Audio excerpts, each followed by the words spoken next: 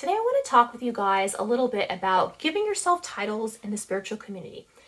With the spiritual community kind of opening up, a lot more people coming in, a lot more people offering services, classes, a lot more leaders appearing and rising up. This is something that I have been kind of watching that's been kind of on my mind, and just some information I wanted to share with you that might be helpful as you're navigating on your path. One of the things I'm really seeing is that people are actually just kind of giving themselves titles and names and things like that. And what I want to say about that kind of specifically is, in my experience, and maybe someone else's experience is different, but in my experience, titles are given and earned. They're not something that you just sort of decide. As an example, for a really long time, like, I never called myself a witch at all. When I started actually calling myself a witch is when I noticed a lot of other people calling me that.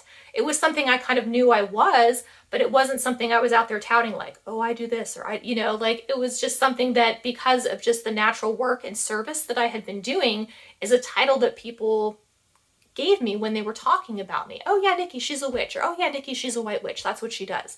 So that's kind of one thing that I'm noticing. A lot of people are claiming titles where they haven't really done the work or the expertise or things like that. Now, I'm not saying you have to be world-renowned, recognized, or anything like that. It's really about the people in your community and the people around you. It's sort of something that you earn.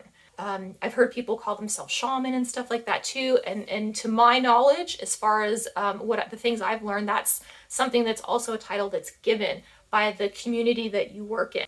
The second thing that I want to say about this is that if you are looking to get a title, right, this is not a weekend course that you're going to be taking. This is not a month-long course. It's not something that someone will just give you a certificate for, and that means you're valid.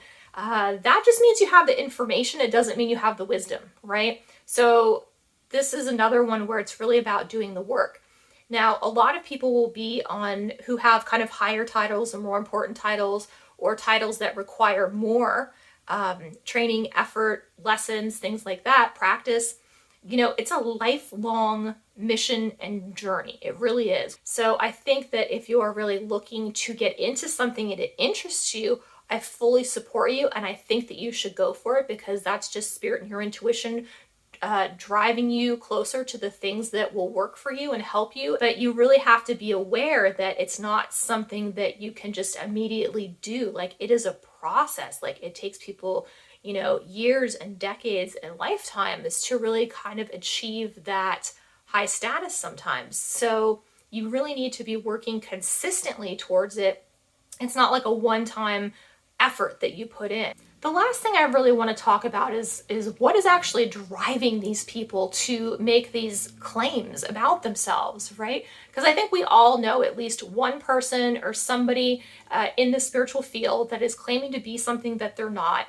And sometimes it might be easy to see, sometimes you might have to learn the hard way to see it, but I think we all know of somebody who's kind of claiming something that's a little bit maybe above their stature of where they actually are. So why is this happening, right? Like, how are people just doing this and not really getting it? Well, there's actually a pretty big lack of self-awareness and a very large ego that is driving these actions and having people kind of claim these titles. So I encourage you, when you look at people's work, before you're deciding whether or not you want to invest in them, whether that's financially, time-wise, energy-wise, to really take a closer look and so forth in somebody that may not be able to really offer you what it is that you're hoping to gain from them, because their experience is not matching the level of what they're actually going to be providing to you. So that's all I wanted to say about that. It's just been something that's been I've been seeing, and it's been kind of bothering me a little bit, and just some basic information I wanted to share, because I don't think people really understand where these titles are coming from, kind of how things work, and what's sort of appropriate and what's not appropriate, because sometimes it feels like it's a little bit of a free-for-all out there.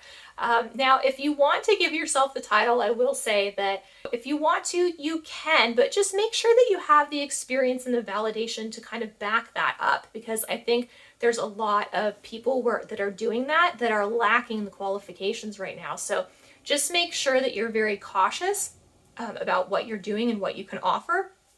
in relation to the titles that you are giving yourself and putting out there. But until next time, thank you guys so much for your support, and I hope that you have an absolutely beautiful day.